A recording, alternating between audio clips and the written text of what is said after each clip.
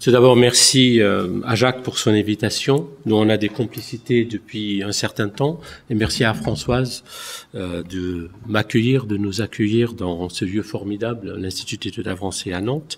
Alors, ce que je vous propose, c'est quelques peut-être mots autour, tout d'abord, dans un premier temps, les raisons pour lesquelles je me suis intéressé à Assassin's Creed. À la fois le jeu, mais pas seulement le jeu. Je vais y revenir dans quelques instants. Et pour préciser là d'où je viens, parce que c'est peut-être un point de vue, on va dire, un peu hérétique, pour ne pas dire ésotérique, vu à la fois la popularité du jeu, son importance, toute la machine derrière qui s'appelle Ubisoft, et tout ce qu'il a donné, que ce soit du côté technique ou, soi-disant, les inspirations originales premières, que ce soit le roman de 1936, Alamut, de Bartol, qui a été traduit maintenant dans toutes les langues et qui a inspiré, on va dire, la première version qui date de 2007. Depuis, il y a eu des évolutions assez importantes. Par contre, ce que je veux proposer, c'est de s'éloigner un petit peu du roman qui a inspiré le jeu, pour prendre peut-être au sérieux, et on verra si ça vaut la peine du point de vue de l'interprétation qu'on peut proposer de Assassin's Creed, vers une autre manière de regarder à la fois ce clivage qui structure un petit peu le jeu entre d'un côté les Templiers et d'autre côté les assassins, surtout en rappelant une très belle phrase de Henri Corbin, si vous êtes familier avec son œuvre, l'un des plus grands spécialistes à la fois de l'islam chiite, en tout cas dans le monde francophone, mais surtout des Ismaélites, d'où les assassins, et qui a dit une phrase qui va dans un sens très très différent, pour ne pas dire opposé, de la structuration du jeu. Il a une très belle phrase qui dit que les Ismaélites, c'est-à-dire la secte qui a donné lieu aux assassins, on va y revenir, sont les Templiers de l'islam. Alors évidemment, quand on regarde le jeu, il y a un problème, parce que les Templiers sont les ennemis, effectivement, des assassins dans Assassin's Creed. Mais ça, on pourra y revenir si cela vous intéresse. En tout cas, voilà. Quelques mots autour du contexte duquel je viens, puis après on peut entrer, et j'espère que si on a un petit ordinateur, vous montrer quelques illustrations, à la fois non pas du jeu lui-même, mais des films narratifs qui sont créés à partir du jeu. C'est ça qui m'intéresse plutôt que le jeu lui-même en tant que tel. Mais tout d'abord, je me suis intéressé depuis un certain temps effectivement à la science-fiction. J'ai fait l'année dernière mes séminaires au CNAM autour de la science-fiction, en partant d'un texte, si vous êtes un petit peu amateur de science-fiction, probablement vous connaissez, de Samuel Butler, qui est un auteur du 19e siècle, qui a fait un très beau texte qui s'intitule en anglais Darwin Among the Machines. Et si vous êtes lecteur de science-fiction, vous connaissez sans doute le jihad butlérien dans Dune de Frank Herbert, qui est nommé en hommage à Butler, où il préconise un conflit entre d'un côté les machines et d'autre côté les humains, en fonction de la manière dont les machines ont évolué ou vont évoluer à un certain moment, et une certaine tension qui se met en place. Alors effectivement, le récit qui est raconté, et on va y revenir clé USB, oui, est très important, en tout cas pour moi. Pourquoi? Parce que il va mettre en question quelque chose qu'on pourra appeler et qu'on va retrouver chez des penseurs très très variables, qui vont de Friedrich Hayek jusqu'à les post-humains aujourd'hui. C'est assez curieux. C'est l'écart dans la manière dont on conçoit le rythme ou les rythmes de l'évolution. D'un côté, le rythme de l'évolution des machines, peu importe quelle définition on va donner à la machine, qu'elle soit celle du 19e, du 18e peut-être, mais surtout ce qui nous va intéresser, 19e et du 20e. Et puis après, le rythme de l'évolution des sociétés, on va dire humaines, culturelles, et ainsi de suite. Là, il y a toute une panoplie d'auteurs qu'on peut évoquer, mais c'est pas l'intérêt. Par contre, moi, ce qui m'a intéressé surtout, ce que j'ai appelé dans un travail assez ancien, ce sont ce que le mot peut-être n'était pas très heureux, mais en tout cas, les digifictions. Ce sont des romans qui s'inspirent d'une tradition en science-fiction assez ancienne, qu'on parfois on appelle aujourd'hui fanfiction. C'est pas du tout nécessairement le même genre, mais ce sont surtout des œuvres romanesques qui essaient ou bien de donner un contexte pour expliquer un certain jeu. Alors on a deux exemples aujourd'hui majeurs. Halo, le jeu qui a été racheté par Microsoft. Ils ont engagé Greg Bear, il a fait 3 volumes pour faire la préhistoire de Halo. Je sais pas si vous êtes familier avec Halo, avec les ingénieurs et les absents, et etc. L'autre jeu qui peut vous intéresser pour des raisons de comparaison, c'est Mass Effect 3. Si vous êtes un Mass Effect 3. Voilà. Alors c'est un jeu de tir, effectivement, etc. Mais avec la version 3, il y a un problème qui est important, qui s'est présenté très très vite, et c'est le suivant, c'est que une fois que la version 3 a été publiée par les concepteurs du jeu, il y a une révolte des utilisateurs et des joueurs en disant que les clôtures narratives qui ont été choisies et imposées par les concepteurs de jeu ne correspondaient pas à une forme de cohérence narrative des choix qui ont été faits par les avatars dans le monde, comme dire, le multiverse du jeu. Et du coup, cette révolte a duré pendant 7 mois sur des forums et ainsi de suite. Ils ont obligé les concepteurs à republier une version, extended version, pour prendre en compte les choix narratifs des avatars. Alors, c'est assez intéressant parce que c'était la première fois, il y avait une polémique autour des formes de cohérence narrative, de formes qu'on peut appeler des clôtures narratives, si vous voulez. Dans le cas effectivement de Assassin's Creed, il y a d'autres aspects qui vont nous intéresser. Alors voilà, je viens de ce point de vue-là, si vous voulez. Le second aspect, il est peut-être beaucoup plus archaïque, c'est que dans une autre vie, je me suis beaucoup intéressé à ce que j'avais appelé à l'époque, dans des travaux un peu pas du tout intéressants pour aujourd'hui, auquel j'ai donné le nom de difficulté adamique. C'est-à-dire, si on regarde le texte de la Genèse, il y a quelques éléments qui ont obsédé à la fois les pères de l'Église et tout un héritage qui a suivi sur certaines questions qui sont restées ambiguës, ambivalentes, sans réponse immédiate ou directe dans le texte de la Genèse. Je donne 2 exemples très très simples. À quel moment le premier couple humain a accédé à la vision? Il y a tout un débat qu'on peut retracer jusqu'aux homélies pseudo-clémentines. Est-ce que Dieu a-t-il créé expressement, et pour des raisons qu'on peut expliquer d'une façon théologique assez compliquée et qui ont été considérées comme hérétiques, comme aveugles?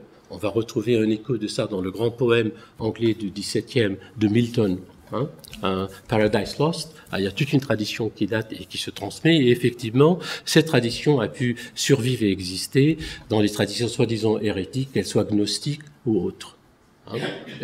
Mais moi, ce qui m'a intéressé, par exemple, sur le fruit. Évidemment, si vous êtes familier avec Assassin's Creed, vous savez que la pomme joue un rôle très très important. Et du coup, c'est là où on va y arriver. Du coup, quel était le fruit défendu? Alors, il se trouve que la pomme arrive tardivement. Effectivement, avant, si vous lisez les textes talmudiques, c'est assez remarquable parce qu'il y a des textes qui disent c'est l'amandier, c'est le figuier, et ainsi de suite, avec des traités et des dissertations, et ainsi de suite. Voilà. Ici, on est dans la pomme, et je crois que j'ai pu, peut-être j'étais pas le seul, évidemment, à identifier à quel moment il est arrivé à dire que c'est la pomme qui va devenir comme si un consensus s'est mis en place pour dire que le fruit défendu était une pomme. Voilà, c'était un texte des pères de l'Église, mais pas. Mais il y a tous ces aspects de ces questions de difficultés adamiques. Alors c'est important à le dire parce que c'est un monde qui est monothéiste, et c'est très très important. On n'est pas dans un univers du polythéiste. Il se trouve que Assassin's Creed s'est aventuré, après ses premières versions, à essayer de sortir un petit peu, après on verra qu'est-ce que ça va donner, d'une vision exclusivement monothéiste, parce qu'il y a une nouvelle version qui va reprendre le monde grec, de Odyssey. Si ça vous intéresse, vous pouvez regarder. J'ai les films là, on va regarder quelques scènes si ça vous intéresse un peu plus tard.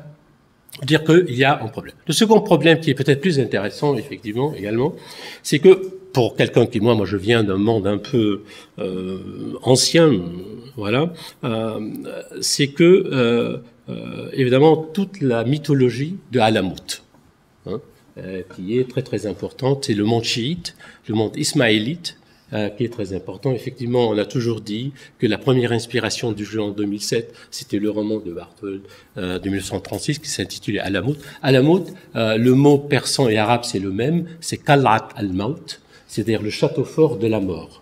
C'est un petit peu comme les châteaux forts des Cathares qui ont été construits à 2000 mètres, qui étaient quasiment imprenables. Il n'y avait que les Mongols qui ont réussi un peu plus tard à y arriver, mais comme le dit Henri Corbin, malheureusement, on a oublié que la tradition ismaélite a été absorbé dans la réception populaire un petit peu par à la fois le mythe qui a été véhiculé, on va dire, par le roman. Moi, ce qui m'intéresse, c'est plutôt les Ismaélites eux-mêmes et la manière dont on va retrouver certains des éléments, à la fois le vocabulaire, qui va jouer un rôle quand même dans la structuration, si vous voulez, du jeu, ces manières. Pourquoi c'est important? Pour deux raisons. Si vous êtes familier avec le jeu, vous savez très bien, la question essentielle, c'est la transmission génétique. Vous savez, il y a l'animus, qui vous permet de retrouver les compétences de vos ancêtres à travers le voyage dans le temps pour pouvoir faire le parcours avec un K et son S à la fin, qu'on a utilisé pour décrire les scènes de combat, la manière dont on va pouvoir négocier avec les difficultés du terrain et des opposants et ainsi de suite. Or, il se trouve que le ismaélisme est fondé sur une autre manière de concevoir la transmission.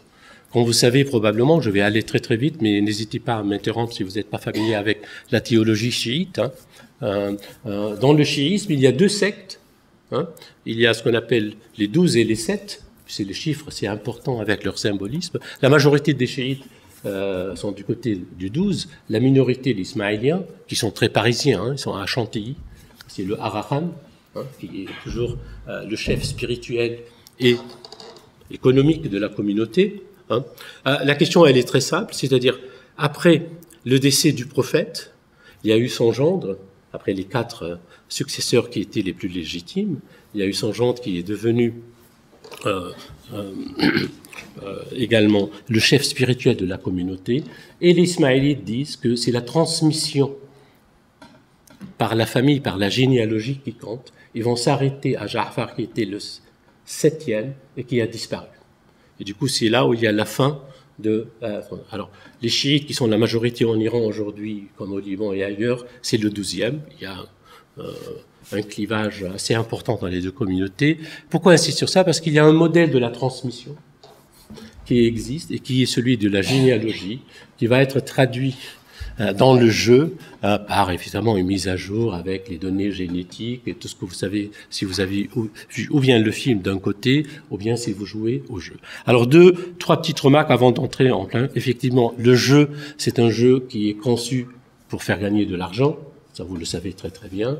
Il y a même je ne sais pas si vous êtes familier avec le site Smosh, S-M-O-S-H. C'est juste pour vous donner une idée qu'il y a à la fois toute une tradition de parodie pour se moquer un petit peu à la fois du jeu, de sa construction, ce qu'ils appellent game late capitalism en anglais, que voilà, puis après ils vont détailler que ça vous coûte $60 pour acheter telle ou telle compétence pour se battre contre telle. Mais ça donne aussi l'importance du jeu.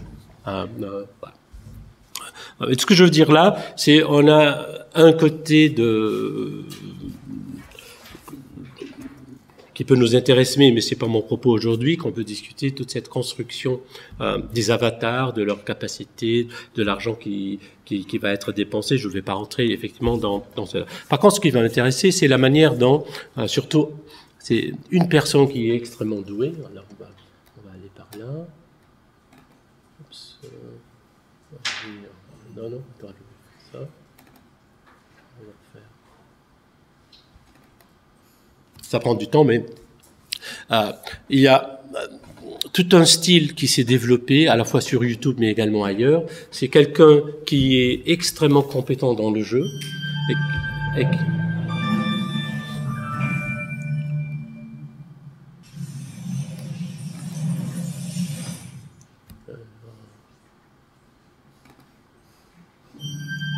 Pourquoi on ne le voit pas? Ah oui, c'est pas...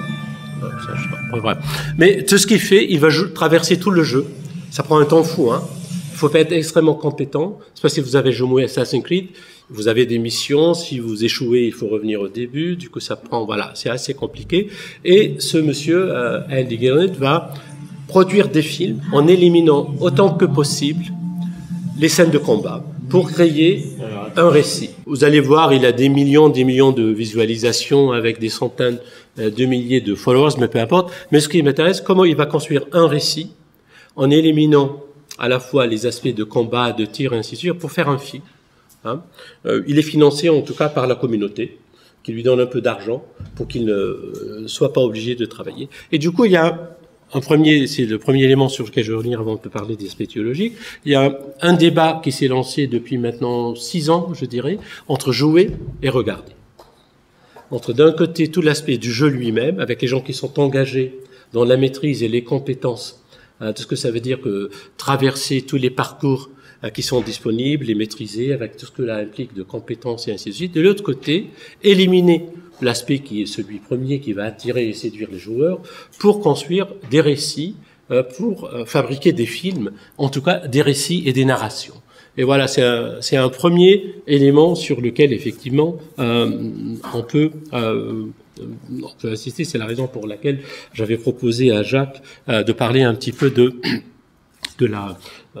cet aspect de la construction narrative de parcours. Alors effectivement, ce qui est intéressant, il va inverser la structure du parcours, qui est une forme d'entraînement pour maîtriser autant que possible le terrain, qui va être ici le verse, comme on dit, l'univers du jeu, pour pouvoir traverser contre tel ou tel opposant et ainsi de suite. Et ici, c'est tout à fait l'inverse, c'est évacuer autant que possible. Il reste toujours quand même des scènes de combat, parce qu'on ne peut pas les éliminer entièrement, mais pour essayer de faire un film. Alors, je vais vous donner une idée, par exemple, la durée moyenne d'un film de ce genre-là, c'est entre 3 heures et 4 heures. Parce que le jeu, quand même, il a beaucoup d'options et de choix, et il va essayer de l'optimiser, comme on dit, maximiser autant que possible, et voilà, ça donne une idée d'une certaine manière de faire œuvre qui est assez intéressante, hein, et qui est extrêmement populaire, parce que ça va créer 2 publics très très différents.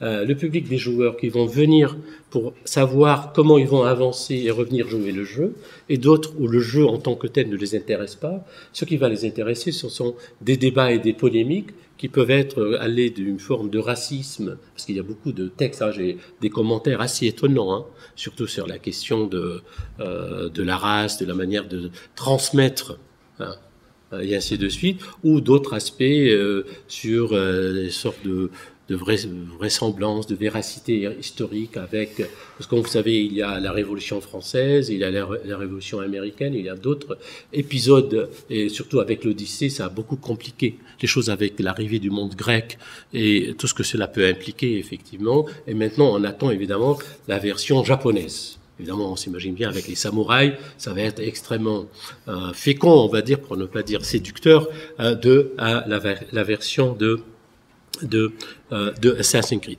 Voilà, c'est le premier aspect. Le second aspect, effectivement, puisque c'est la question du jeu et qui revient sans cesse avec tous les débats, puis il y a beaucoup d'études qui ont été consacrées aux jeux numériques, aux jeux vidéo, aux jeux immersifs et ainsi de suite, et ça a mérité quand même, je vais dire juste 2 mots, si on pourra en discuter effectivement plus longuement si cela vous intéresse, c'est de revenir précisément sur 2 modèles du jeu, et là je vais m'inspirer d'un texte qui est, à mon avis, tout à fait remarquable et célèbre, pas souvent cité, sauf par les initiés, si j'ose dire, parce que d'habitude, les textes classiques anciens, je veux dire pas récents consacrés au monde numérique, c'était à la fois le livre, l'œuvre classique de Huizenga, puis après des travaux, en tout cas dans le domaine français, de Roger Caillois et tous leurs héritiers. Il y en a qui vont aller du côté des surréalistes avec leur fascination avec les jeux, mais il se trouve que quelqu'un qui maîtrisait à la fois toutes ces langues, etc., qui s'appelait Émile Benveniste, et qui avait consacré un texte tout à fait remarquable qui s'intitule Le jeu comme structure. Il rappelle quelque chose d'assez important, c'est que il y avait 2 mots latins qui désignaient le jeu, le monde des jeux. D'un côté, jocus, et l'autre, ludus. Et il va essayer de construire tout son argumentaire sur la différence entre les deux. Jocus, pour lui, c'est la plaisanterie, pour aller très très vite. Ce sont les jeux de mots, les propos qui sont pas sérieux, ainsi de suite. Par contre, ludus, c'est beaucoup plus intéressant. Ce sont surtout ludes en latin, c'est une classe où on apprend. C'est l'apprentissage. Et du coup, il y a toute une logique de l'apprentissage par le jeu qui va être mise en place mise en tout cas en relief par Benveniste, qui m'intéresse effectivement dans ce qui est en train de se jouer, pas seulement avec Assassin's Creed, mais avec d'autres jeux, effectivement, dans ces formes de construction narrative, et ainsi de suite. Là, on est effectivement dans des modèles d'apprentissage Évidemment, le modèle ancien, c'était forme d'études, que ce soit pour toute une série de compétences et de cibles. Du coup, on a toute une problématique de l'apprentissage qui va émerger effectivement dans ce monde des jeux. Et Assassin's Creed, je crois, c'est un cas assez intéressant à visiter de ce point de vue pour 2 ou 3 raisons, en tout cas moi qui m'intéresse. Tout d'abord, la dimension théologique. Parce que quand on regarde les commentaires, les analyses qui sont produites par les fans, par les dévots qui passent un temps absolument énorme, on va trouver effectivement des modes de recherche qu'on connaissait dans le domaine de la science-fiction, hein, parce qu'il y a toute une série de textes assez importants, et peut-être le texte paradigmatique. Il y a beaucoup de, comment dire, pas d'empreintes, mais quand même d'échos ou de formes d'hommage à l'œuvre de Frank Herbert dans Assassin's Creed, quand on regarde de près. Je ne sais pas si vous rappelez ou vous êtes familier avec le roman de Dune, surtout le premier volume qui est le plus important. Vous allez trouver à la fois tout un vocabulaire, comment dire, un vocabulaire, on va dire, hébraïque, judaïque, avec les Beni Gesserit. Vous allez trouver un vocabulaire persan, hein, avec les Sardaukar. Vous allez trouver un vocabulaire islamique avec les Zen sunnis. Vous allez trouver un vocabulaire grec avec les Atréides, et vous allez trouver un vocabulaire chrétien avec Paul, qui s'appelle Paul quand même. Il est très difficile de s'en sortir. Il y a tout un mélange qui sera créé, et tout le roman est construit. Et ce qui est intéressant chez Herbert, et qu'on va retrouver après dans toute une série d'œuvres de science-fiction, que chaque vocabulaire va se concentrer sur une manière d'apprendre à gérer le corps. Hein? Les Beni Gesserit, c'est la voix. C'est leur instrument, c'est le contrôle par la voie. Les Zen sunnis et les Beni Tlailaksu, ça va être la création des golems. Hein, et puis on peut décliner ainsi de suite. Évidemment, on va retrouver des équivalents et des formes de transfert de ce paradigme tout à fait assez intéressant qui est lancé par Herbert, et moi qui m'intéresse parce que c'est un texte, c'est l'œuvre de science-fiction la plus vendue au monde. Hein. J'ai regardé avant-hier, on est à 115 millions de volumes vendus. En imprimé, on ne parle pas de piraté numérique, je vous laisse imaginer le chiffre, c'est assez impressionnant. Il a un second aspect qui se partage avec, il y a un côté mystique, hein, qui est avec l'épice, spice, comme on dit, orange, hein, où ça vous donne, il y a un côté écologique, si vous êtes dans la dimension de la gestion d'une planète. Hein. Ce sont les Fremen, les gens du désert. Hein. Il y a beaucoup de thèses qui ont été rédigées, même des livres, sur tout l'élément de... Mais du coup, on va retrouver voilà, des ancêtres qui ne sont pas nécessairement consciemment seulement inspirés de Alamut, mais qui ont des aspects un petit peu de faire, comment dire, des formes d'assemblage, hein, de plusieurs éléments.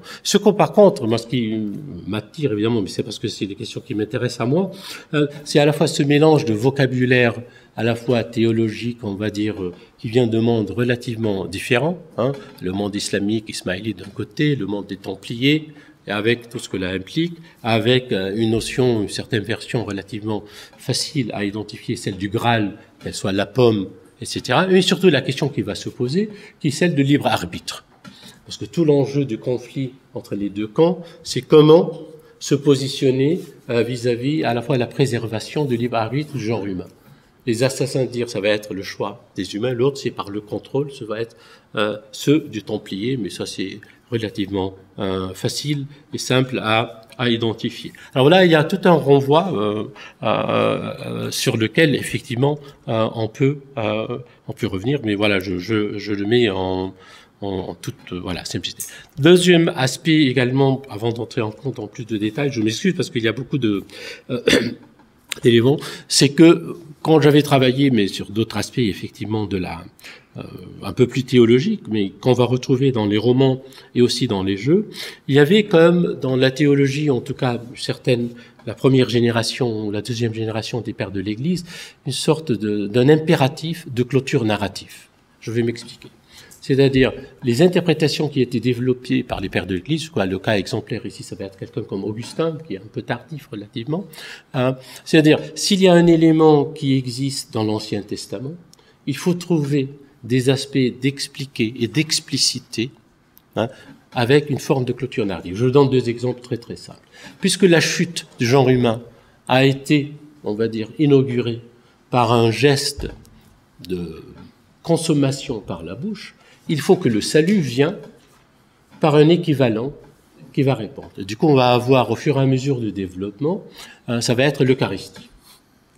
Au lieu de manger le fruit défendu, qui va être celui qui va initier la chute du genre humain, on va absorber le corps mystique du Christ, hein, avec toute une série d'inversions, mais qui vont respecter une certaine forme de clôture narrative. On peut le trouver, par exemple, entre l'élection et la grâce, dans la construction augustinienne, et on peut décliner, et ainsi de suite.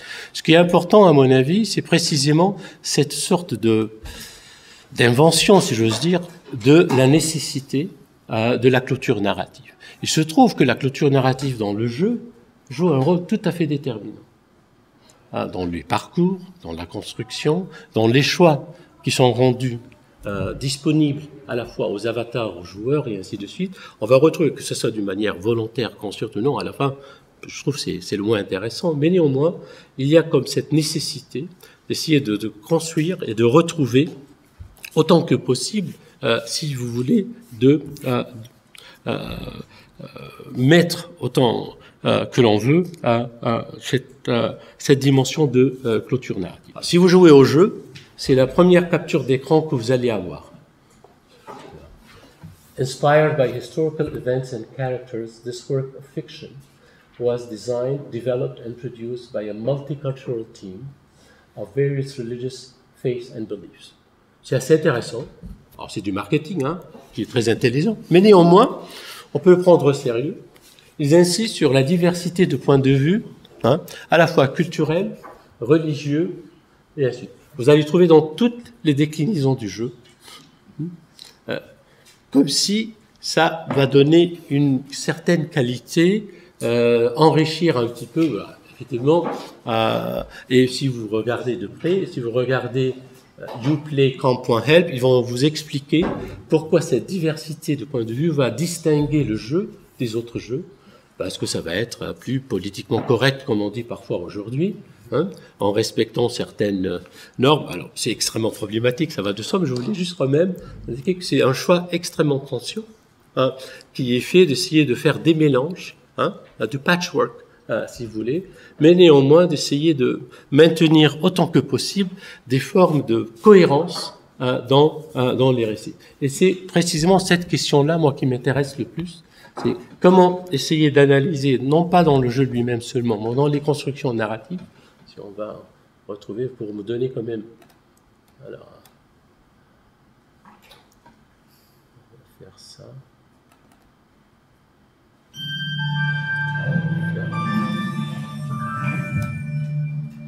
Alors ça, c'est un des films dont je parlais, où il y a très peu de combats, et on va avancer un petit peu dans quelques... Voilà, vous allez voir. Ça vous donne une idée comment il va faire un film, et voilà. Alors moi, ce que je vous propose maintenant, dans le temps qui me reste un petit peu pour discuter, c'est de le mettre dans un premier temps en relation avec d'autres œuvres, moi, qui m'ont intéressé. Je sais pas, c'est surtout de la science-fiction. Je vais prendre 3 auteurs, hein. Le premier, c'est Daniel Suarez, S-U-R-E-Z, qui a fait plusieurs romans maintenant, mais celui qui m'intéresse le plus, c'est Daimon, qui est maintenant, je crois, traduit chez Odile Jacob.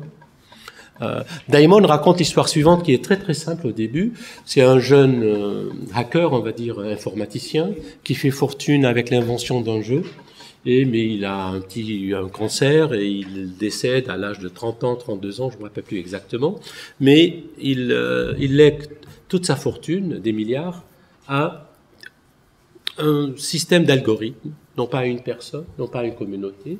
Une fois qu'il est décédé, l'algorithme commence à fonctionner. Il va créer un jeu pour recruter des criminels, des policiers, des hommes politiques et ainsi de suite. Et au fur et à mesure, on va avoir un conflit entre le monde du jeu, les gens qui sont recrutés, et le soi-disant réel, concret, avec un conflit entre les deux pour essayer d'améliorer, on va dire, la vie démocratique des citoyens. Je simplifie effectivement, hein. Et là, on voit très bien cette pénétration entre la construction du monde ludique dans le sens des formes d'apprentissage qui sont mises en avant par par Benveniste et les formes de construction narrative. C'est un premier modèle qui est devenu quasiment très très classique. On connaissait dans le passé, à mon avis, l'exemple qui était le plus important qui date des années 70, je ne sais pas comment le traduire en français, The Lurker Guide. Je ne sais pas comment dire ça en... Lurker, c'est un petit peu le voyeur, hein, mais pas seulement, c'est un peu difficile. Et le guide, et ça a été tous les récits de continuation de Frank Herbert, du roman Dune, et qui a commencé les années 70 et qui a continué jusqu'à relativement récemment. Un autre modèle qui est extrêmement important, surtout dans le monde de la construction des univers des jeux, c'est l'œuvre de Neil Stephenson, mais surtout dans RIMDI. C'est README inversé. Vous savez, quand vous téléchargez un logiciel, il y a juste un petit fichier qui dit « lisez-moi ». Mais ici, c'est inversé. Au lieu de README, c'est RIMDI. Vous faites un clic. Il y a un petit script qui se lance, qui va infecter votre ordinateur et qui va faire, voilà, comme on fait aujourd'hui avec la Bitcoin, du mining et ainsi de suite. Mais il prédate un petit peu tout ça. Et dans ce roman-là, ce qu'on va avoir, le récit, c'est très simple. Ce sont des hackers chinois qui vont infecter un réseau de zombies, comme on dit, dans le sens de machines zombies, et qui vont produire beaucoup d'argent. Puis après, il y a un échange entre ce monde des jeux et la vie, on va dire, dans ce sens. Il y a tout un modèle qui se met en place et qui va produire tout le récit. Les rapports qui existent effectivement avec Sanskrit, ce sont précisément, à mon avis, l'inverse. Surtout dans la manière de construire les récits cinématographiques. Ici, on va essayer complètement d'éviter ce modèle de va-et-vient entre le soi-disant concret et le virtuel, entre guillemets, et le multivers, et on va rester dans des formes de narration complètement restreintes, limitées à l'univers du monde du jeu, mais et c'est là où ça devient beaucoup plus intéressant, avec des formes d'ouverture vers des apprentissages historiques. Que ça soit dans le domaine du Moyen-Âge, parfois c'est la Révolution française, après ça peut être la Révolution américaine. Il y a tout un épisode qui est très très long, qui est extrêmement problématique, parce qu'il y a énormément de polémiques avec la Révolution américaine. Vous allez trouver les conflits à la fois entre les Anglais et les Américains, puis avec les aborigènes, les Native Americans, comme on dit. On va retrouver, et du coup, ça devient une manière de reconstruire les récits, pour utiliser les expressions dans les études culturelles aujourd'hui, on va dire à l'exemple de l'orientalisme, mais pas seulement du côté de l'Orient, mais ailleurs, à travers le monde et les univers des jeux. Et on va revisiter tous les moments les plus sensibles, que ça soit côté européen, occidental ou ailleurs, par le biais du jeu et ses constructions. Et effectivement, là, on va retrouver, par exemple, beaucoup des études, des analyses qui peuvent être effectivement extrêmement, à mon avis, pertinentes. Je vais juste prendre deux, parce que moi, ça m'a intéressé. Toute la question de la race et du racisme. Parce qu'on va la retrouver de façon très très forte, elle va être posée, parce qu'effectivement, puisqu'il y a une certaine forme de transmission génétique par l'animus, la question de la race va revenir très très forte dans les débats. Et là, les commentaires, on est dans des millions de commentaires, pas des centaines de milliers. Il faut avoir des algorithmes assez puissants pour les analyser. Hein. J'ai regardé, par exemple, un des films de Henry Gillian, je crois, il y avait autour de 1 200 000 commentaires. Ça vous donne une idée de la masse. Même si on élimine la moitié, on va dire c'est juste un mot, ça me plaît pas, on reste quand même avec une masse extrêmement puissante. Hein.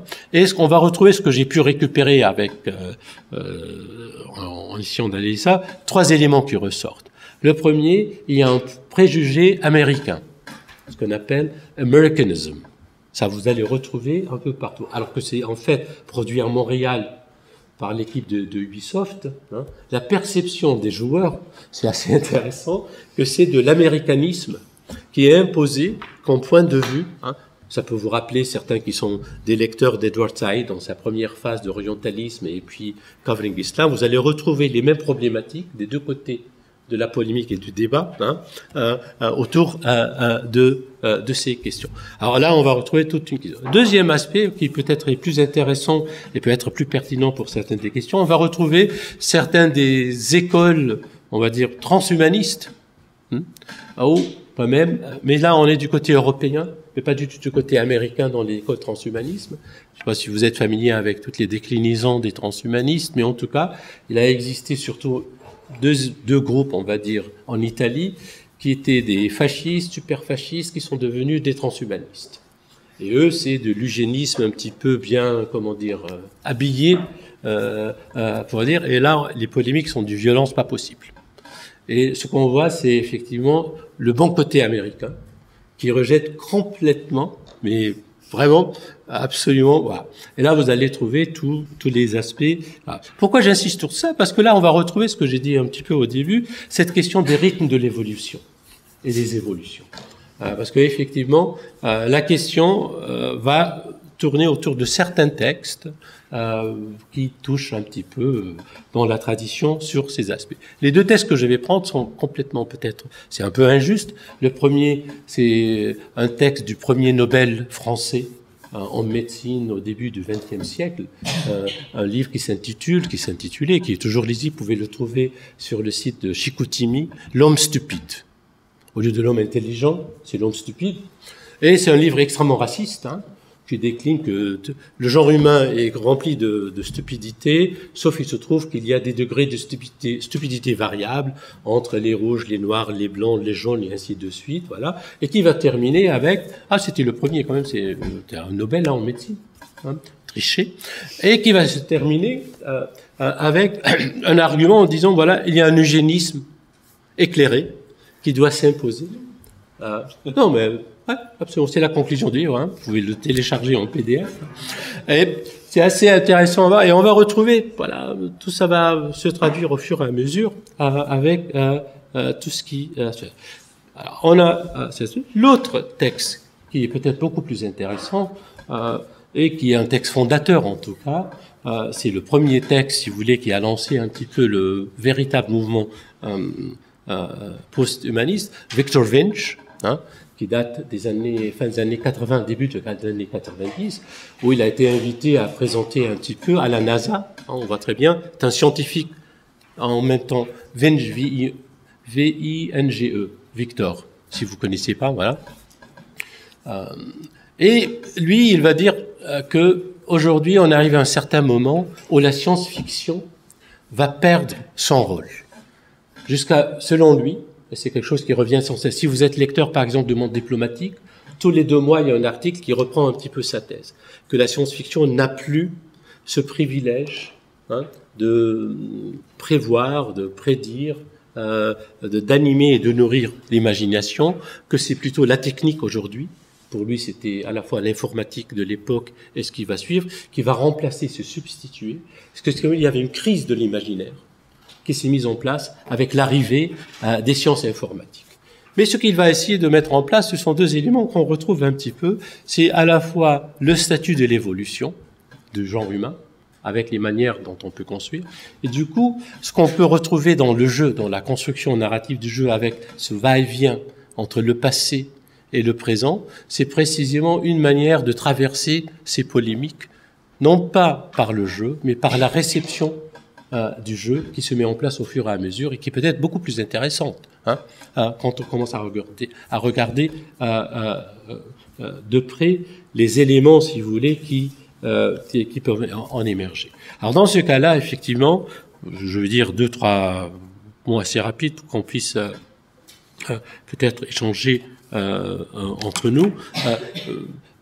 Première distinction qui en tout cas me semble peut-être la plus intéressante, c'est alors que dans le passé, si on regarde les textes de Butler, Hayek et von Neumann et ainsi de suite, était que il y a un écart dans la vitesse, dans la rapidité, dans le rythme de l'évolution. Il y avait une certaine notion, une certaine conception de ce que c'était que la machine, qu'aujourd'hui on perd complètement la pertinence de ce mot de machine. Il n'a plus la densité sémantique pour représenter ce qu'il a pu représenter Darwin Among the Machines, on peut retrouver toute une liste de titres qui insistent sur cet aspect, alors que la machine devient un petit peu un mot qui perd son sens et qui n'a plus. Mais en même temps, on assiste à un certain phénomène où la machine commence à prendre certains aspects, certaines dimensions, et là c'est là où l'animus est assez intéressant avec tout ce que le mot peut impliquer, hein, des propriétés qui étaient censées être le privilège de l'humain. Et là on va retrouver un autre volet de la science-fiction que moi je trouve intéressant, c'est pas l'intelligence, bon, je trouve que c'est le mot intéressant, mais plutôt l'intériorité. À quel moment la machine, peu importe la définition qu'on va donner à cette expression, à ce mot, la machine va accéder à une forme d'intériorité. Effectivement, si on prend la représentation cinématographique, on a quand même deux moments, à mon sens, mais il peut se me tromper, vous pouvez me corriger, qui sont assez intéressants. Le premier moment, c'est un film des années 60, je crois que c'est 64 ou 65, j'oublie, The Fantastic Voyage, ça vous vous rappelez, hein? Il y a un homme politique qui est empoisonné, il y a une équipe médicale qui est censée le sauver, ils sont dans une ambulance, ils vont entrer dans son corps, et le film va se passer à l'intérieur du corps. Alors c'est les globules avec tout le truc, et on va voyager, j'oublie les noms des acteurs, je me rappelle seulement de Raquel Welch, moi le reste j'ai oublié, c'est vrai, voilà, mais voilà. Et il faut attendre 1982 pour arriver au moment où c'est l'inverse qui va avoir lieu. Si on regarde en attendant, évidemment, le film classique que tout le monde cite comme toujours, c'est un chef-d'œuvre, mais pour moi c'est pas le plus important, l'Odyssée de l'espace de Kubrick, où la machine peut parler. Elle a une certaine forme de vision, mais surtout elle a une voix. Il faut dire que la machine a toujours su écrire. Hein. Ça, on le sait très bien, parce qu'on lui tape, elle répond pas. Mais il faut attendre un film qui est pour moi essentiel, mais les gens ne l'apprécient pas autant que moi, je crois, c'est Tron. 1982. Hein. Et Tron, je crois, c'est absolument remarquable, parce que c'est la première fois où tout se passe à l'intérieur de la machine. La machine a un espace d'intériorité énorme, expansif, hein, et c'est l'humain qui est introduit comme étranger. Hein. Il y a une certaine forme d'autochtonie de la machine qui s'installe, et c'est la première fois à cette échelle-là, et qui est devenue paradigmatique. Hein. Si vous regardez à la suite de Tron, hein, ça prédate La Guerre des Étoiles, ça prédate tous ces films. Hein. Et là, on est dans un espace à la fois où il y a un passage par des interfaces, il y a des formes d'interprétation entre l'extériorité et l'intériorité qu'on va retrouver et qui permettent des voyages, le temps, l'espace, les époques, les périodes, et ainsi de suite. Mais surtout, si vous regardez le film à nouveau, hein, il y a aussi la volonté de la machine de sortir de son intériorité pour être présente dans le monde. C'est ça qui va l'animer. Elle a son avatar, et c'est l'inverse, alors que l'humain a un seul avatar à l'intérieur du jeu, hein, c'est Tron lui-même, avec son frisbee qui va jeter, et ainsi de suite. Et là, on commence à avoir quand même une certaine inversion, et cette forme d'intériorité est extrêmement intéressante, et depuis, c'est devenu dans le vocabulaire. On parle de la machine comme si elle a toute une série d'éléments, d'aspects qui étaient le fort intérieur de l'humain avec tout ce que cela peut impliquer. Et là, on peut suivre aussi l'évolution des vocabulaires, si vous voulez, qui ont accompagné, qui vont de bug. Hein, je sais pas si vous vous rappelez, bug maintenant c'est quelque chose qui bug, qui fonctionne plus. Mais quand on regarde, on a toujours les photos classiques parce qu'il y avait un vrai insecte qui s'est introduit dans le tube, on a dit c'est un bug, ça fonctionnait pas, puis après ça s'est traduit, et ainsi de suite, voilà. Mais ici, on est dans les... Et du coup, avec cette manière d'accès de la machine à l'intériorité, tout le rythme change. On parle plus dans le même sens dont on parlait dans le passé par les grandes figures qui touchaient pas à la science-fiction, qui regardaient pas ces œuvres-là, parce qu'elles n'étaient pas ni disponibles, ni non pas nécessairement toujours nobles, mais plutôt qu'elles étaient dans... voilà, on va dire ailleurs. Et du coup, je vais revenir sur un texte qui est toujours intéressant, qui date quand même de la fin du 19e, qui est un texte qui s'intitule Reasoning and Instinct. À mon avis, c'était pas traduit en français, de Charles Sanders Peirce, dans laquelle il essayait de répondre à deux questions, ce qui l'intéressait. Tout d'abord, il voulait essayer de savoir quelle sorte de machine reasoning, pensante, thinking machine, reasoning machine, et quelle sorte de rapport doit exister entre l'humain et une machine pensante, on va dire. Et en même temps, il posait une autre question qui, à mon avis, est peut-être plus intéressante. Et il dit, effectivement, c'est un logicien comme était un sémioticien ou autre chose, que la logique, c'est quelque chose d'assez formidable, parce qu'elle nous enseigne, elle nous apprend comment on doit penser. Et puisque c'était un pragmatiste, il dit, c'est tout à fait essentiel pour les maths, pour beaucoup de choses, mais peut-être le plus intéressant, c'est comment pense-t-on. Hein? C'est-à-dire, il va essayer de distinguer entre la manière de penser d'une façon formelle de logique et en même temps de développer un autre discours qui est très très pragmatique. Et comment pense-t-on? Est-ce qu'on peut développer tout le pragmatisme? Pourquoi insister sur ce renvoi un petit peu ancien? Parce que je crois, si on a le temps, on peut le démontrer à mon avis, établir un lien très très, je dirais même direct, qui va partir de Peirce et de ses héritiers jusqu'à ce qu'on est en train aujourd'hui avec des manières de penser vis-à-vis ces machines qui ont accédé, malgré que le mot machine ne suffit plus, à des formes d'intériorité et quelles sont leurs modalités de pensée en comparaison non pas avec des formes logiques ou de la logique formelle, mais plutôt la manière dont les humains pensent. Ce qu'on a appelé à l'époque, et ça a existé, thinking machines. C'était une grande entreprise qui a existé au MIT et puis qui a malheureusement disparu, mais qui reprenait aussi la première phrase du texte célèbre de Turing, dans Computing Machinery and Intelligence. Il parle de thinking machines, non pas d'intelligent machines. Et on a souvent oublié, en fait, que le mot qui l'intéressait, c'était penser, non pas nécessairement intelligent à l'époque. Après, il a changé un petit peu de vocabulaire. Effectivement, on revient au monde du jeu. Moi, ce que je retrouve, que la manière de penser dans le jeu, à travers tout ce qui est en train de se mettre, c'est le vocabulaire théologique. Et la question que je me pose, et c'est là où je m'intéresse effectivement, c'est ce que j'ai dit un petit peu, pourquoi le vocabulaire théologique revient et pourquoi il est peut-être intéressant pour nous. Alors, plusieurs manières d'y répondre. La première, on peut revisiter cette façon de penser les choses en retrouvant, aujourd'hui peut-être en mettant à jour, l'œuvre classique de Norbert Wiener, de quoi c'est 50-52, God, Golem, Inc., où il dit, voilà, on va arriver très très vite dans notre histoire à vivre avec des machines qui sont relativement autonomes, qui vont pouvoir produire des machines de façon autonome ou semi-autonome, et comment penser la manière de cohabiter avec ces machines.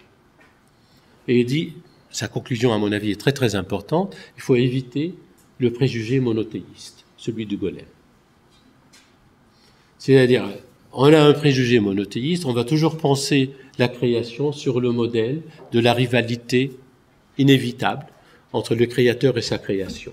Alors effectivement, il se trouve que ce scénario produit des films à très grand succès. Si vous regardez la majorité, à quelques exceptions près, des films de Hollywood ou certaines adaptations de Philippe K. Dick, c'est toujours ce scénario-là.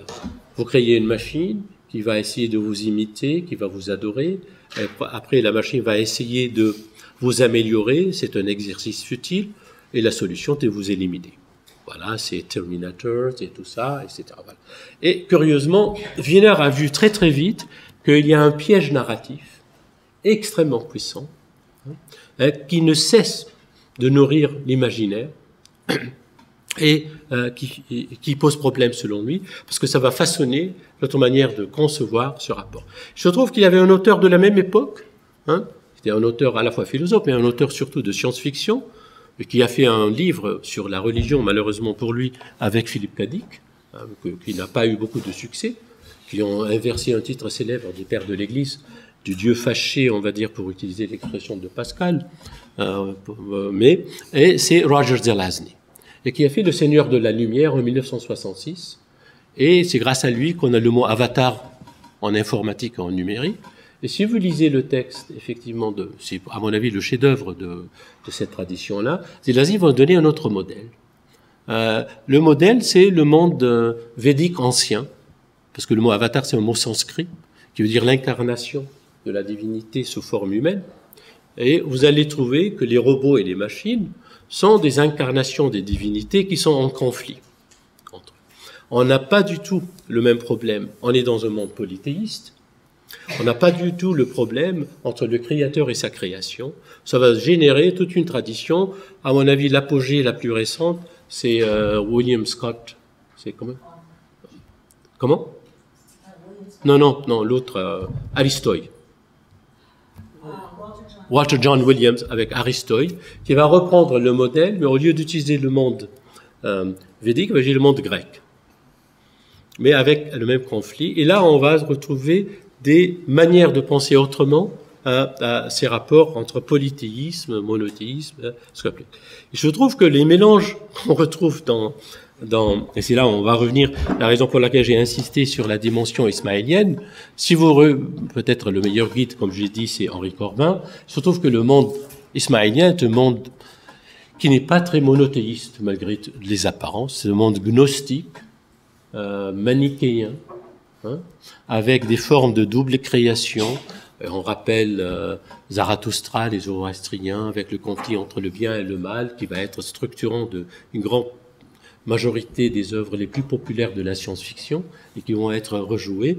Mais ce qui est curieux, effectivement, on a d'autres aspects qui sont polythéistes et qui ont toujours existé. Et c'est la raison pour laquelle ils sont considérés des hérétiques par l'orthodoxie à la fois islamique et autres. Et il y a des aspects, si vous voulez, on peut rentrer dans les détails, mais avec les noms qui sont utilisés, Al-Tahir, etc.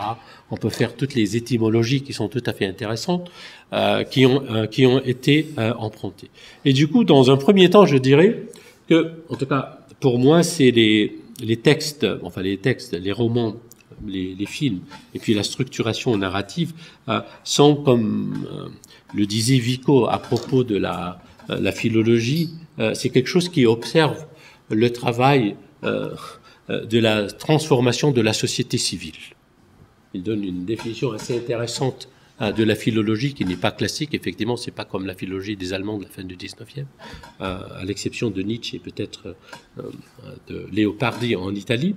Pourquoi? Parce que ce sont les mots qui vont changer de statut, qui vont indiquer la manière dont la construction et la perception de certaines des institutions, que ce soit le juridique ou le social et ainsi de suite, vont évoluer. Et je crois que dans la manière dont les récits se sont construits, on a beaucoup de ces éléments d'hybridation qui sont très très puissants, et on peut entrer dans les détails si vous voulez, mais la deuxième question, moi, qui m'a effectivement intéressé, est-ce que s'agit-il d'une évacuation totale de l'aspect théologique dans ces constructions narratives du jeu? Ou bien il en reste quelque chose, que ce soit dans la dimension de la quête du joueur ou de celui qui va être le spectateur. Et effectivement, la question qui est posée, que j'ai évoquée très très vite, entre ces deux camps, ceux qui vont être des joueurs, ceux qui vont être des spectateurs, pour aller vite, on est sur des registres extrêmement différents. Et là, il se trouve qu'il me semble, il y a quelque chose d'assez intéressant, et pour moi paradoxal, si vous voulez. Mais là, je lance, c'est une hypothèse que j'ai pas beaucoup d'éléments. C'est-à-dire, quand je regarde, moi, le monde numérique aujourd'hui, un des aspects qui m'intéresse le plus, moi, je suis un homme peut-être un peu archaïque, c'est-à-dire que le spectateur, c'est pas seulement depuis le 16e ou la Renaissance, mais même au-delà, a été construit par une certaine distance, non pas seulement par la construction de la perspective entre l'œuvre observée et la position du spectateur. Il se trouve que le numérique, et surtout avec les évolutions depuis une dizaine d'années, a presque éliminé cette dimension du spectateur. C'est comme s'il n'a plus de spectateur, parce qu'il n'a plus de distance. Le fait qu'on peut même toucher, modifier, etc., cette construction par la distance a été évacuée. Ce que la reconstruction filmique réintroduit la distance. Et c'est là un des aspects qui va la séparer, la distinguer de la dimension du jeu, une forme d'immersion.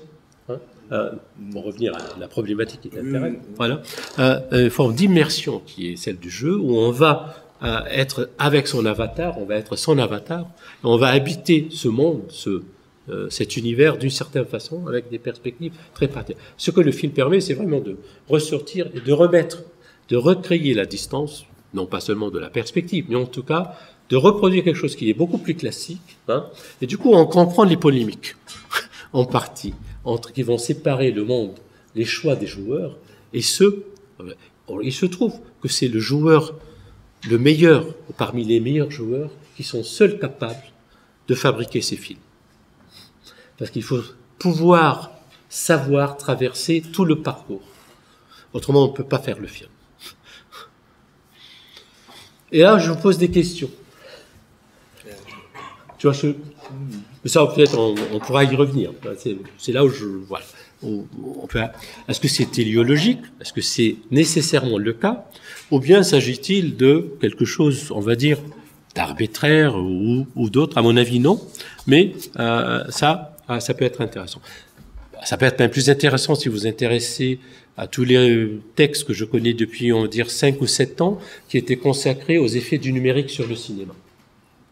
Vous allez voir que les questions ne sont pas très lointaines, mais là, on ne considère pas du tout que ce sont des œuvres cinématographiques, parce qu'ils ne sont pas du tout consultés. On va regarder à la fois la manière dont la technique numérique a modifié la fabrication et du coup la structuration de tout ce qu'on a connu depuis la sémiologie du cinéma jusqu'à récent. Mais ici, on est sur un autre univers. Moi, ce qui m'intéresse, ça part de l'univers du jeu, ça va construire un univers cohérent, et ça va remettre du sens narratif d'un certain point de vue, alors que dans l'autre structure de jeu, il y a un sens relativement, unique. Et ici, vous allez avoir toutes les perspectives de tous les acteurs et ainsi de suite. Ça va évoluer et on pourra effectivement y revenir. Deuxième aspect, c'est là qui également, moi, m'intéresse.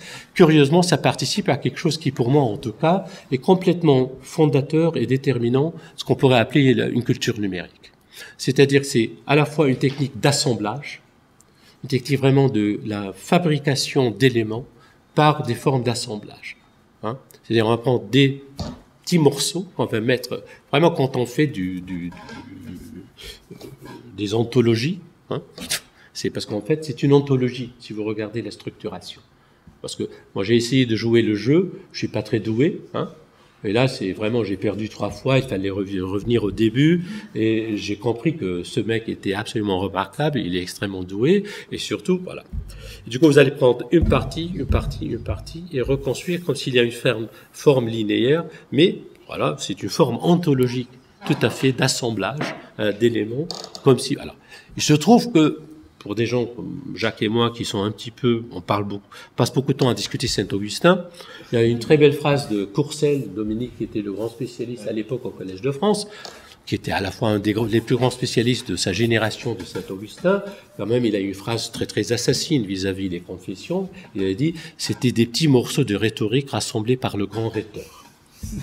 Ah, c'est quand même quelqu'un qui a passé toute sa vie à travailler sur Augustin. Hein.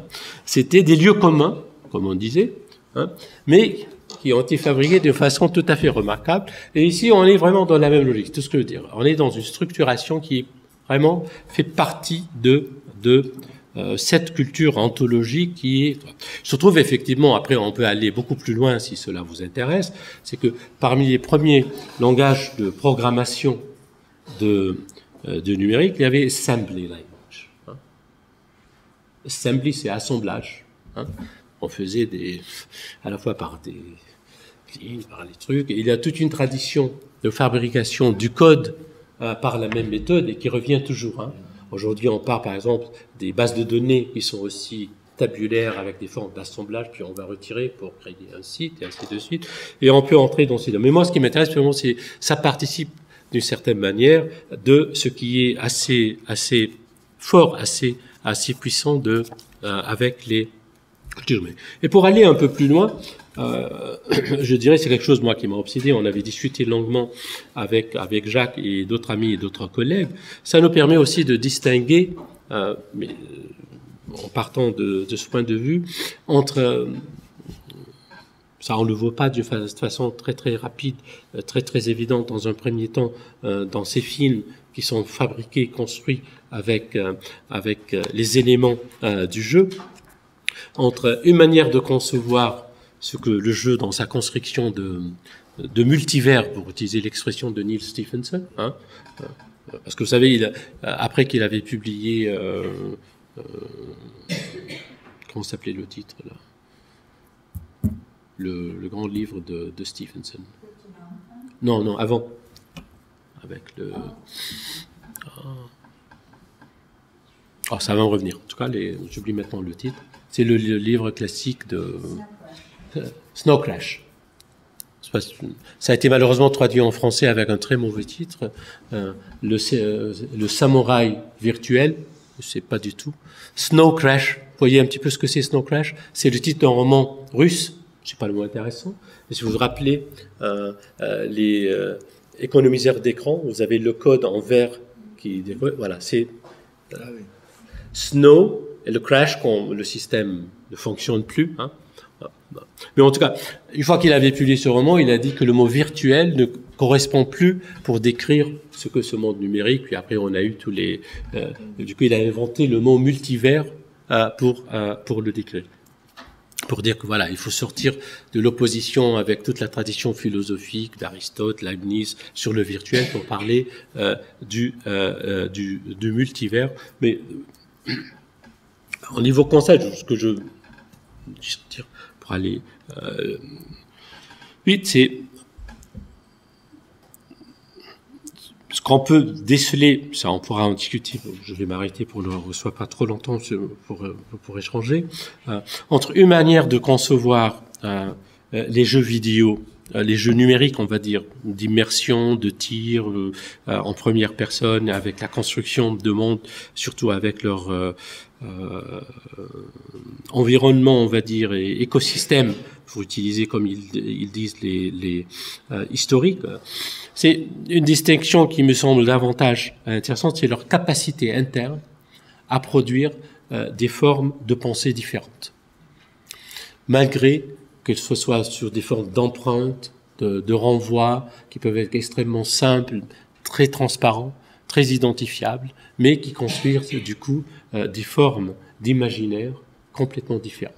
Et je crois le Assassin's Creed, comme peut-être Halo, c'est l'autre qui est intéressant de ce point de vue-là, sont les plus éloquents. Il se trouve que dans les deux cas, on a une structure qui est construite sur des ruines, des restes qui sont d'ordre religieux.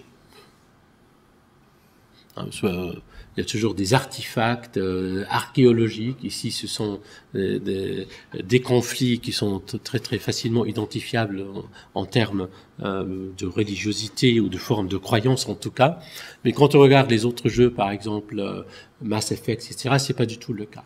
Hein, on est sur d'autres registres ou Minecraft, etc. On va trouver d'autres. Mais ces jeux-là, je crois, Halo et Assassin's Creed sont vraiment très très inscrits par une certaine manière de construire leur trame narrative, en tout cas en forme théologique, en tout cas avec des renvois théologiques qui renvoient à des ancêtres, avec des gens qui sont venus avant. On va retrouver toutes ces formes de discours que ceux qui ont précédé, pour qui on n'a pas de nom pour les désigner parce qu'il reste des inconnus, mais il reste des éléments d'artefacts archéologiques qu'il faut retrouver, qui ont certaines formes de puissance, et ainsi de suite, effectivement. Alors, c'est évidemment, on peut entrer dans des dimensions de tradition fantastique, et c'est pas du tout surprenant. Juste un dernier mot pour surtout les jeux de Assassin's Creed. On trouve dans les commentaires, c'est assez curieux. Au début, j'ai pas du tout repéré, mais j'ai mis du temps à le retrouver. Tout un discours qui est extrêmement, comment dire, érudit dans ce milieu-là, sur le statut très difficile d'accepter de l'hybride, de l'être hybride, qui n'est pas d'un côté ou de l'autre, mais qui va essayer de négocier, de traverser entre les deux. Il se trouve qu'effectivement, qu'on a aussi un cas très très célèbre, en tout cas, c'est dans John Savage, dans Le meilleur des mondes, ça, si vous vous rappelez, que le personnage qui fait problème, il déjà porte dans son nom, il est à la fois Jean et il est sauvage, il est le produit de l'hybridation des deux cultures, il est rejeté par les deux, et il va traverser tout ce monde parce qu'il va être, etc. Et on va retrouver précisément, curieusement, les mêmes débats, les mêmes polémiques qui sont décrits dans le roman, mais on va retrouver ici dans les commentaires, dans les analyses, parce que les gens s'engagent avec des formes d'identification assez importantes et assez puissantes, si vous voulez. Je vais juste terminer peut-être avec ce parcours un peu déambulant, on va dire. 2, 3 peut-être petits mots, puis je m'arrête pour qu'on puisse changer.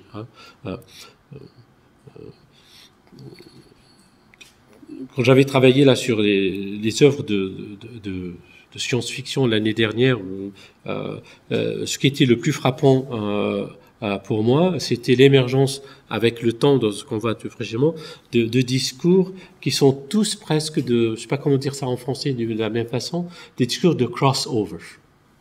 De passer d'un univers à l'autre sans complètement perdre. Du coup, c'est ça ce qui est intéressant dans à la fois ce que j'ai évoqué avec Suarez et d'autres.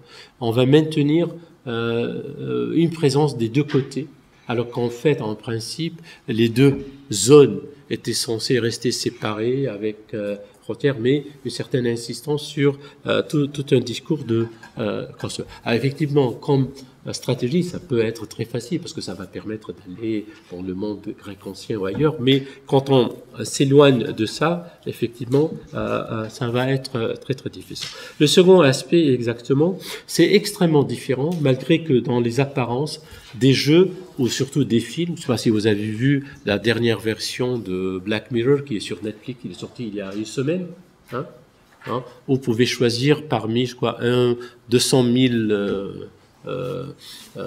sorties narratives, etc. Il y a tout un procès maintenant qui a été lancé parce qu'ils étaient accusés d'avoir copié un suicide. C'est-à-dire, on n'est pas sur la même logique. Ou c'est juste vous donner plusieurs options narratives.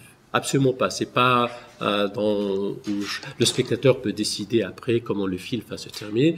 Ici, il y a des clôtures prédéterminées très très puissantes et qui sont imposées par les choix, qu'ils soient d'autres sémantiques ou d'autres. Et je crois que c'est voilà. À mon avis, il est important de les distinguer. Il se trouve qu'il est curieusement le Black Mirror Simulator, il s'inspire de quelqu'un de concepteur de jeu en 1984, évidemment la date n'est pas fortuite, et je crois, il y a des gens qui veulent toujours revenir à 1984 comme un texte toujours pertinent aujourd'hui, d'autres qui disent que ça n'a plus rien à voir avec ce qu'on vit malgré une certaine manière de présence de la surveillance, et on va retrouver tout, voilà. Alors, et là on peut effectivement entrer. Voilà. Il y a cette dimension de crossover qui me semble tout à fait importante. Deuxième, et peut-être c'est la plus, pour moi en tout cas, la plus intéressante, c'est que au lieu de faire des choix qui sont d'ordre éthique, dans le sens qu'on peut imaginer, les choix sont faits souvent selon un vocabulaire qui est plutôt théologique. Alors qu'on peut présenter l'argument que la théologie, on va dire après la fin du XVIIIe, a été remplacée par l'éthique, en quelque sorte.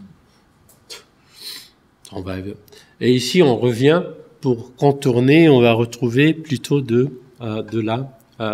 l'aspect qui va être plutôt de l'ordre de la théologie. Et surtout qu'aujourd'hui, quand on regarde de près, en tout cas en France, c'est une obsession actuelle, l'éthique associée au numérique, c'est une obsession nationale. Elle va du gouvernement, des grandes instances scientifiques, du CNRS, de l'INRIA et ailleurs. Elle est justifiée en quelque sorte, peut-être, moi j'en sais rien. Mais en tout cas, il y a des discours, on va créer des instances, il faut vraiment, voilà, c'est-à-dire quelque chose que... Et là, on revient effectivement à un vocabulaire qui plutôt veut s'éloigner de ça.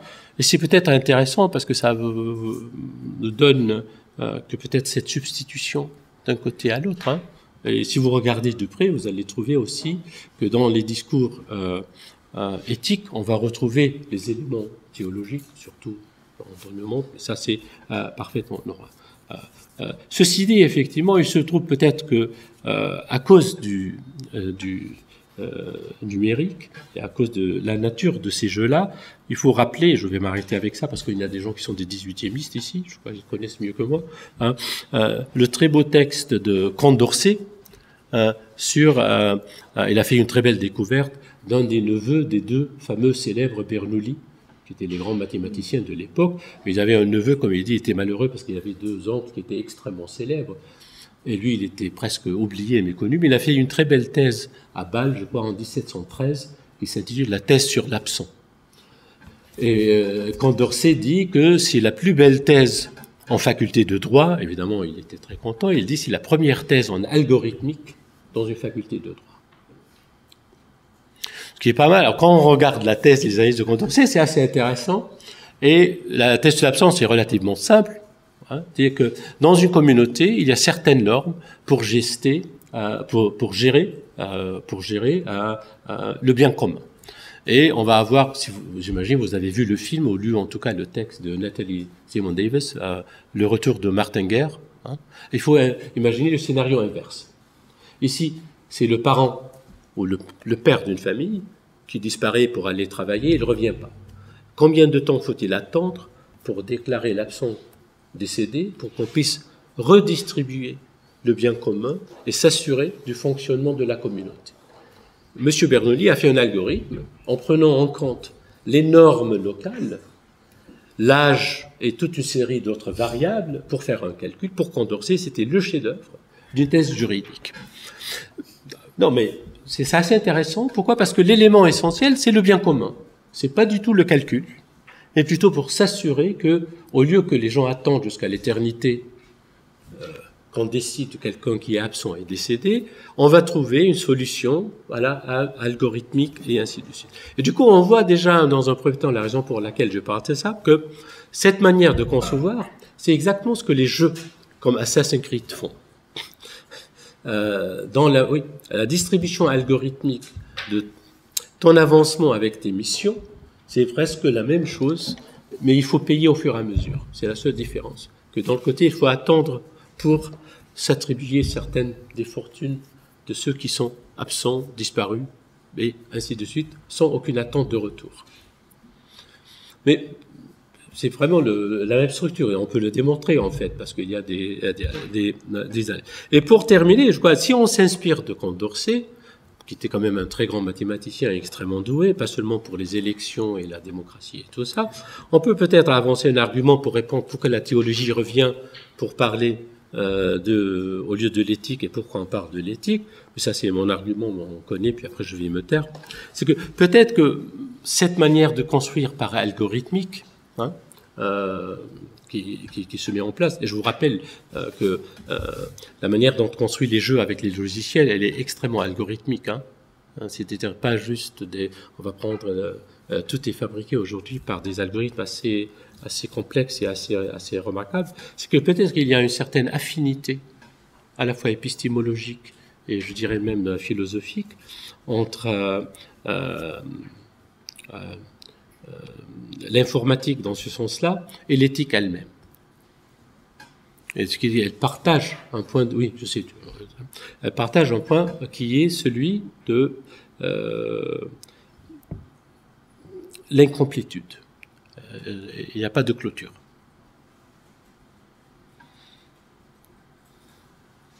Évidemment, on peut rentrer dans un aspect technique en disant que ce qui a fait la force que l'informatique ou le numérique est devenu universel, c'est grâce à la fois dans la tradition européenne qui est celle de Gödel et Turing et von Neumann et compagnie, c'est à la fois les travaux de Turing et les travaux de Gödel sur l'incomplétude de la logique formelle, ou dans la tradition américaine pragmatiste qui va partir de Peirce jusqu'à Emil Post, Martin Davis et les informaticiens aujourd'hui, avec des points de vue très très divergents mais qui vont se retrouver, avec à la fin des conclusions extrêmement différentes, que ce qui fait le fait que le numérique et l'informatique peut essayer de se représenter tout, c'est parce qu'elle est incomplète, non pas l'inverse. Et cet aspect, c'est précisément ce qui fait la force de l'éthique, parce que si elle est complète, on fait de la morale, comme on dit en français, mais on fait plus de l'éthique. Et du coup, les récits narratifs ici sont des options qui vont se présenter dans le sens informatique du terme. Et j'ai pas le temps, mais parce qu'il faut jouer les jeux dans chaque versions, si c'est Unity ou c'est the Obscure Ones et ainsi de suite, on peut construire et redéfinir la trame narrative précisément selon ces mêmes aspects. Curieusement, ce sont les gens, comme j'ai dit, puis je vais m'arrêter, qui font le plus qui maîtrisent le jeu, qui peuvent s'en sortir. Et pour vraiment terminer, les gens qui s'inspirent de la tradition pragmatiste américaine, on va les retrouver chez le monsieur Indiana de Andy Gillian, ne parlent jamais d'intelligence, ils parlent de créativité. Et les gens qui s'inspirent de la tradition européenne, qu'ils soient aux États-Unis ou ailleurs, parlent toujours d'intelligence. La différence, elle est très simple. La créativité, c'est ce qu'on ne sait pas coder. Alors que l'intelligence, on s'imagine qu'on va pouvoir savoir coder. Alors, je me tais, parce que j'ai tout fait sauf parler de ce qu'il fallait. Merci Dieu.